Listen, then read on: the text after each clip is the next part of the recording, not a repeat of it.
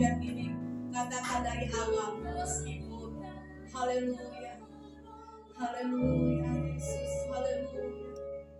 Yang pria berdoa, ingatlah saudara, bapak dan anak-anak muda yang ada. Yesus setia dalam kehidupan. Tidak ada alasan untuk kita menyerah, tidak ada alasan untuk kita berputus asa.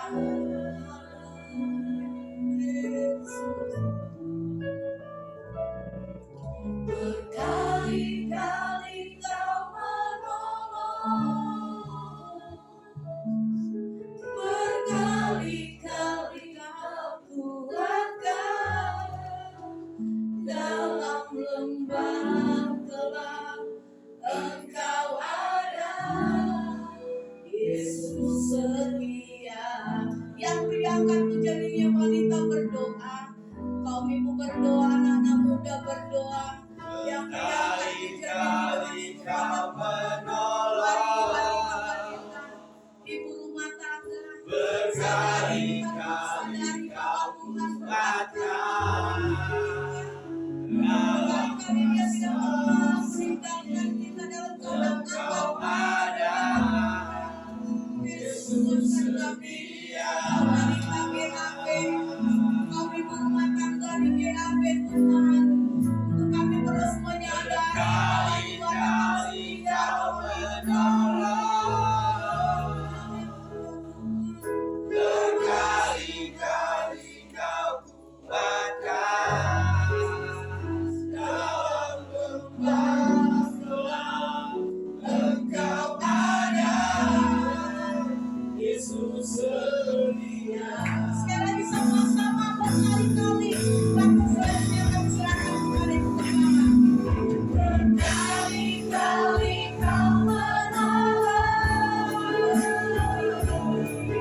berkali-kali Kau kuatkan dalam rasa sakit. Engkau ada, Yesus setia.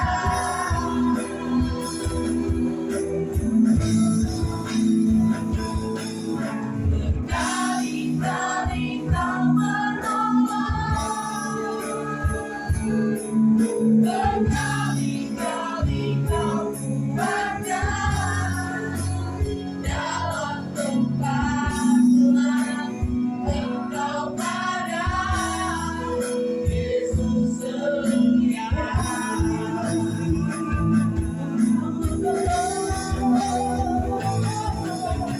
Berkali-kali Kau menolong,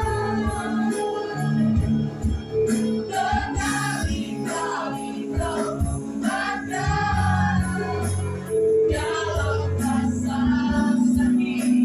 Engkau ada, Yesus setia.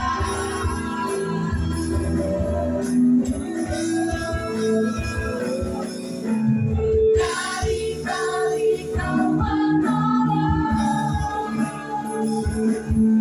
berkali-kali Kau kuatkan dalam lembah gelap. Engkau ada, Yesus setia.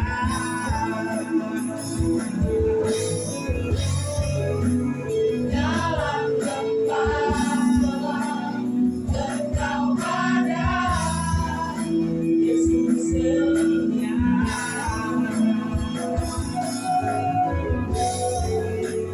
Dalam lembah gelap, Engkau ada,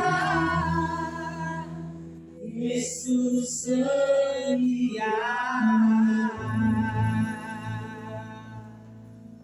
Tidak ada tempat yang paling nyaman selain hanya melekat dengan Tuhan. Tempat harapan kami yang paling terakhir, satu-satunya pengharapan kami. Siapapun yang ada di sekitar kami, kami tidak bisa mengandalkan. Tapi hanya Tuhan yang dapat kami andalkan. Tuhan, terima kasih. Terima kasih sudah bertahta di setiap pujian penyembahan kami. Ini hati kami semua, ini keadaan kami semua. Kami bawa dan kami bawa hidup kami hanya untuk Tuhan. Biar firman Tuhan hari ini menguatkan kami, meneguhkan kami untuk kami bisa melewati hari-hari ke depan. Di dalam nama Tuhan Yesus kami mengucap syukur. Haleluya. Amen. Silakan duduk kembali. Tuhan, saya percaya kita semua diberkati, amin. Hari ini dahsyat banget.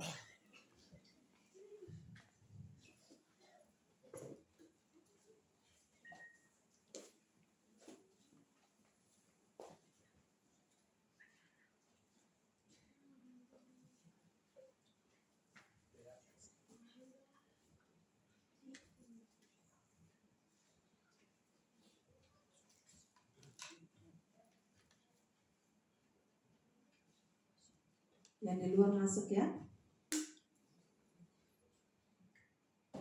Kita akan sama-sama buka bagian firman Tuhan dari Mazmur 91 ayat 1 dan 2.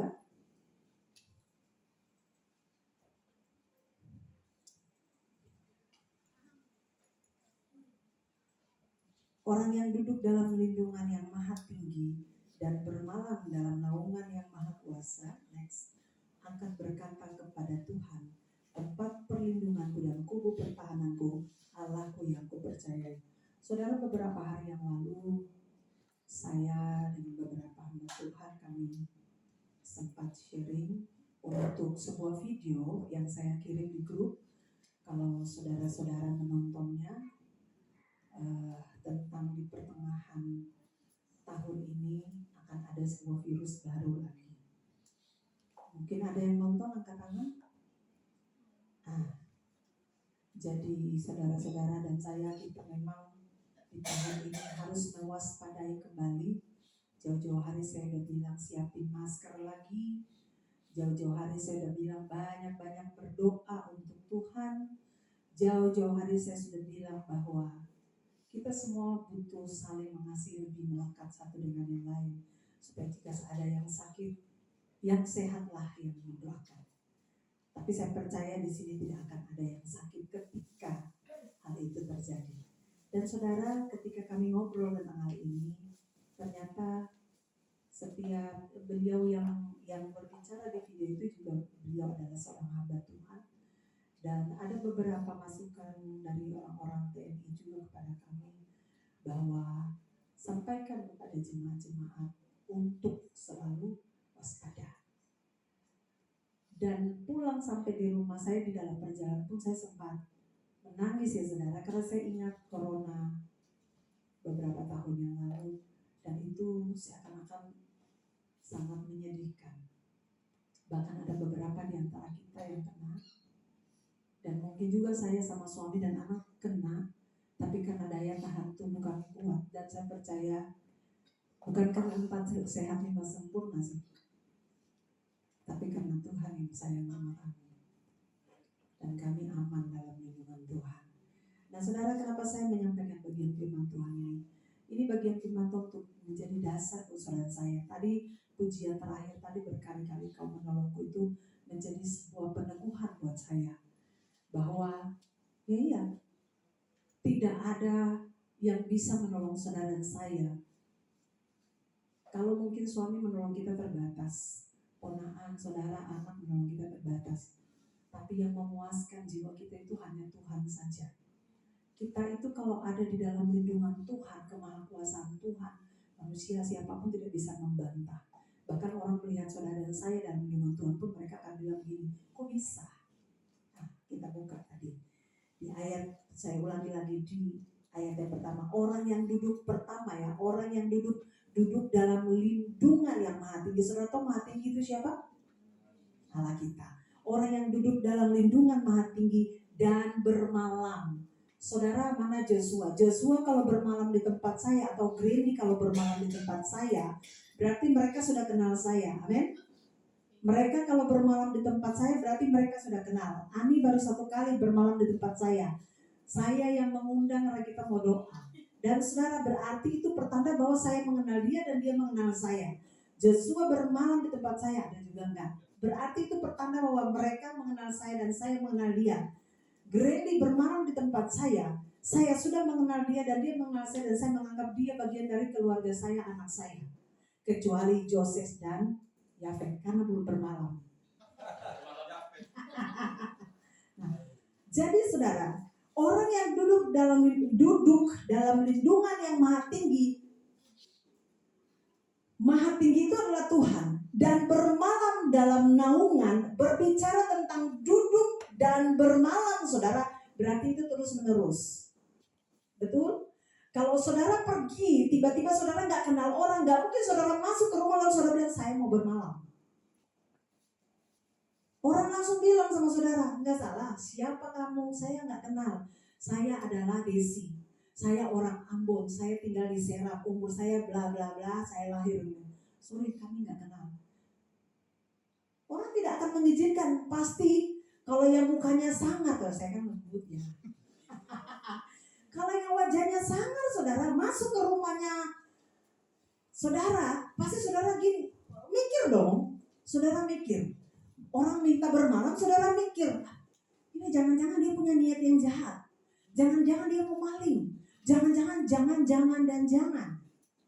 Tapi saudara, orang yang duduk dalam lindungan yang maha tinggi dan bermalam dalam lindungan yang maha kuasa, lanjut, akan berkata kepada Tuhan, tempat perlindunganku dan kubu pertahananku, Allahku yang kupercayai. Saudara lihat, yang tadi saya sebut orang-orang yang berlindung di rumah kami karena mereka tahu saya, mereka tahu cerewetnya saya, mereka tahu keadaan saya, mereka bahas segalanya. Karena kita udah saling kenal, makanya mereka rasa nyaman di situ. Sekarang ini mereka gak datang karena saya ada kasih peraturan buat anak-anak saya. Saya lagi disiplinkan anak-anak saya karena mereka begadang. Nanti kalau saya sudah buka disiplin dan saya sudah cabut itu di depan pintu, baru mereka bisa datang bermalam lagi. Jadi sekarang lagi disiplin. Nah, saudara lihat, orang yang berlindung dalam Tuhan, dalam naungan Tuhan, dan yang pertama lagi yang maha tinggi, yang bermalam, berarti terus menerus dia, itu pertanda bahwa dia mengenal Allah dan Allah mengenal dia. Jadi kalau saudara dan saya mengenal Allah, saudara datang kepada Tuhan, Tuhan tidak tolak pakai darah Yesus. Tuhan bilang, sini, come here. Saya menerima kamu karena saya mengenal kamu. Kamu bukan orang asing. Kamu ahli waris kerajaan surga. Kamu saya kenal banget. Kamu orangnya begini, begitu, dan begitu. Tapi lihat, saya setia sama kamu. Saya sayang sama kamu. Sekalipun kamu jatuh bangun sini, saya peluk. Itu kata-kata Tuhan untuk saudara saya. Akan dibilang, dan bermalam dalam naungan yang maha kuasa, saudara. Kalau bermalam dalam naungan yang maha kuasa, pernyataan saya mendeklarasikan hari ini bahwa saudara saya aman sekalipun di pertengahan tahun ini orang berkata begini, akan ada virus baru.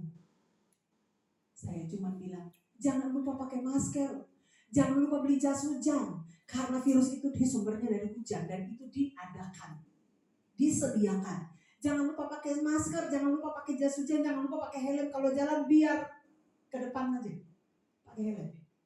Karena kalau hujan itu dia menetes. Ini bukan Gunung Hermon, saudara. Kejambut, bukan. Ini hujan yang membahayakan untuk kesehatan kita. Jadi hati-hati. Ingat saya bilang, pakai masker. Biar perlu cari masker yang plastik. Pakai masker supaya saudara saya tetap sehat. Mulai sekarang menyediakan masker supaya ketika masker itu dia punya harga naik, saudara nggak kaget. Setuju sampai saya sini ya? Orang yang berlindung dalam naungan Tuhan next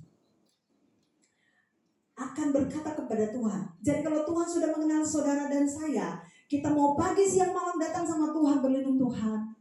Saya minta perlindungan Tuhan, kawal anak saya sampai tiba di sekolah. Itu saya kalau bawa motor. Tuhan, saya minta perlindungan Tuhan untuk anak saya yang ada di rumah yang lagi main game karis. Sekalipun dia di rumah, lindungi dia Tuhan. Saudara jangan salah. Anak yang biasa main game di rumah juga belum tentu dia aman. Jangan salah. Orang mau bilang 1, 2, 3. Jangan salah. Jangan salah. Di mana saja saudara sebagai ibu, sebagai bapak, siapapun saudara, teman, kerabat dan sebagainya, berdoa untuk semua orang yang saudara kenal, Tuhan lindungi mereka. Karena dalam perlindungan Tuhan, saya pastikan saudara juga pasti aminin ini, kita akan aman. Saya selalu bilang kita aminin sehingga kita aman. Tempat perlindunganku dan kubu pertahananku, Allahku yang ku percayai. Berapa banyak sini yang belum percaya Tuhan Yesus?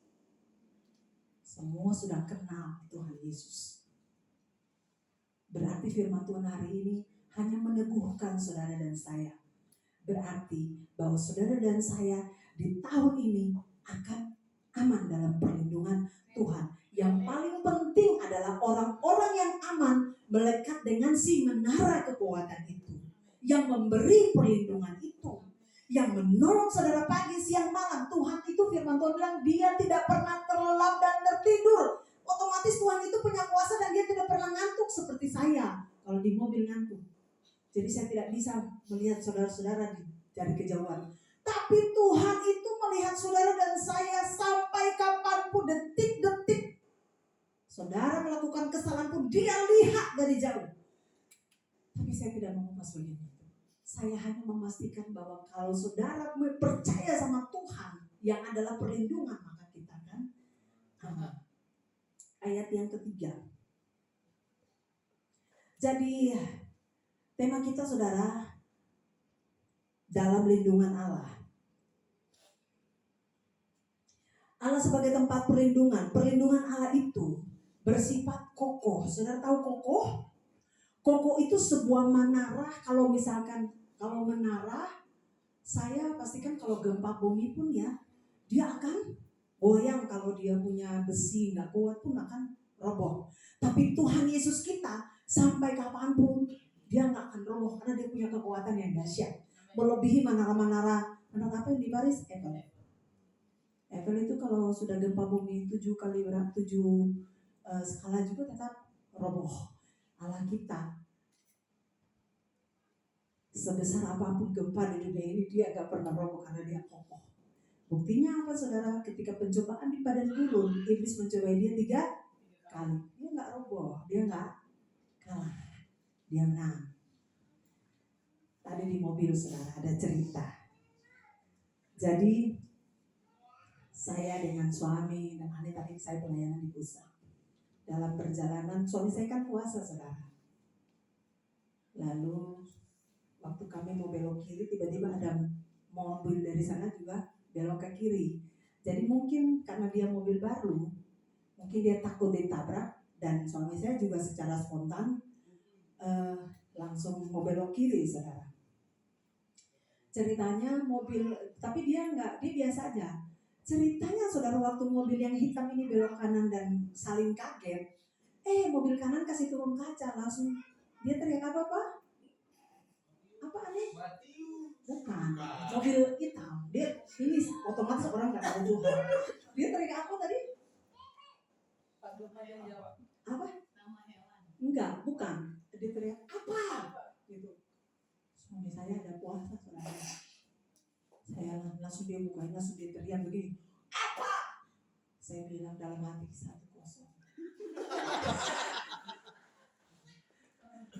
Oh saudara saya suka kasih contoh, lebih baik kami daripada kasih contoh orang lain saudara. Jangan belajar dari yang ini saudara. Dia teriak apa? Bapak Gembala dalam keadaan puasa teriak apa? Saya dalam hati, saya diam saja. Ani udah tahu banget karena sering dengan mobil dia segini. 1-0. Pencobaan pertama tidak lulus. Itu di hati saya saudara. Ya dong, Tuhan Yesus puasa 40 hari. Dia lulus loh, pencobaan pertama lulus.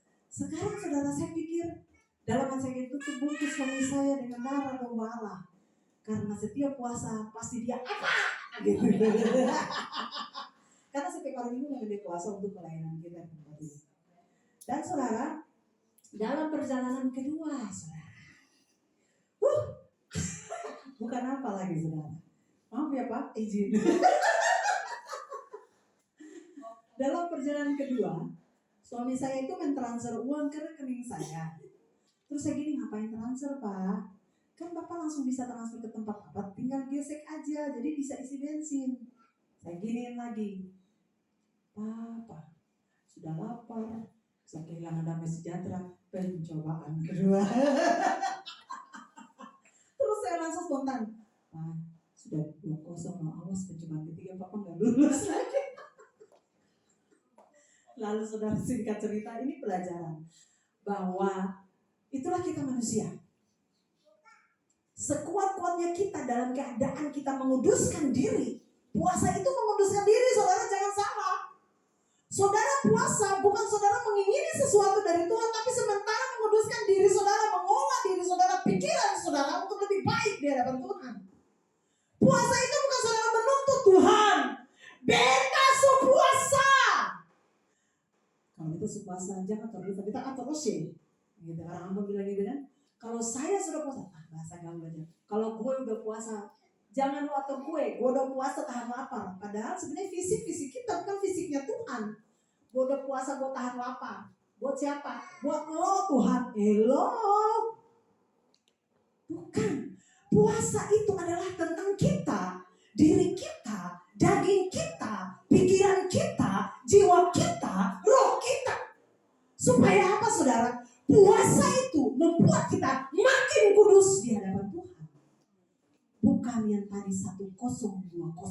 Saya sampai tegur dengan Papa setiap puasa dengan lembut saudara. Mau dapat istri kayak gini, baik banget. Saya gini, Papa, puasa itu jangan marah-marah. Anggap saja nggak puasa, ngapain? Capek-capek Papa tahan lapar. Tapi yang ada batal. Menurut saya Pak, ini Papa udah batal. Saudara, itu pelajaran. Tapi puji Tuhan sih suami saya ngolah itu dengan baik. Sangat mengolah dengan baik.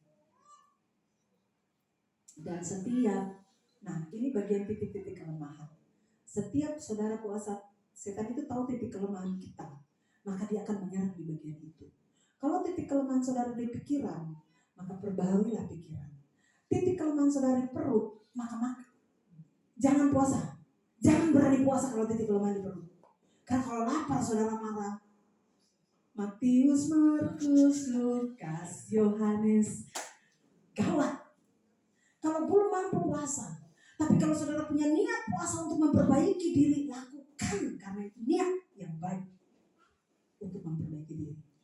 Jadi saudara, kita manusia ini tidak punya pegangan yang kuat.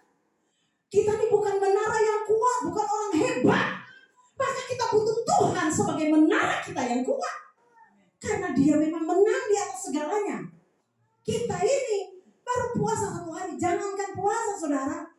Dengan orang-orang di dalam rumah tangga kita, di keluarga kita, ada terkadang kita saling menggestik. Salah pendapat, argumentasi dan sebagainya. Makanya tiap pagi tuh anak saya Karis itu selalu bergumul. Karena tiap pagi saya selalu bersabda saudara. Dia selalu bergumul, Tuhan, semoga tanggal 24 dan 25 Desember mau Natal ini Mama tidak bicara. Dia diam saja. Itu doa dia saudara. Dan ternyata benar 24-25 itu saya diam. Itu imannya anak saya saudara. Saya gak ngomel. Bukan karena itu sih. Karena mempersiapkan tubuh dan jiwa saya juga untuk melayani. Nah itu. Jadi kita manusia sekalipun saya sebagai hamba Tuhan, saudara tidak bisa berpegang kepada seorang Desi Merima yang adalah gembala. Karena kekuatan saya juga ada dari Tuhan, sama seperti saudara saya. Kekuatan kita hanya bergantung sama Tuhan. Menara kita hanya Tuhan saja. Jadi tempat yang paling nyaman adalah, zona yang paling nyaman adalah, ya, itu. Pertama kita buka itu firman Tuhan ini saya gak pernah lupa. Zona yang paling nyaman adalah datang sama Tuhan, ada dalam hadirat Tuhan, melekat dengan Tuhan.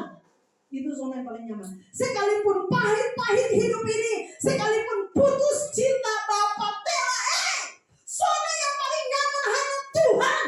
Firman Tuhan bilang kekasih yang paling luar biasa hanya Yesus. Suami yang paling dahsyat hanya Yesus. Istri yang paling dahsyat hanya Yesus. Bapak, ibu bagi para yatim dan piatu, sahabat bagi siapapun. Saudara, lengkap gak? Allah kita, luar biasa. Beri kemuliaan bagi Yesus. Jadi perlindungan Tuhan tidak pernah tergoyahkan. Dia kokoh, benteng, melindungi kita dari musuh. Jadi kalau iblis mau merampas damai sejahtera saudara dan saya, ada Yesus karena kita melekat dengan Dia. Orang-orang yang melekat dengan Tuhan, yang hidup dalam roh, dia pasti tidak bilang begini, Papa dengar apa lo?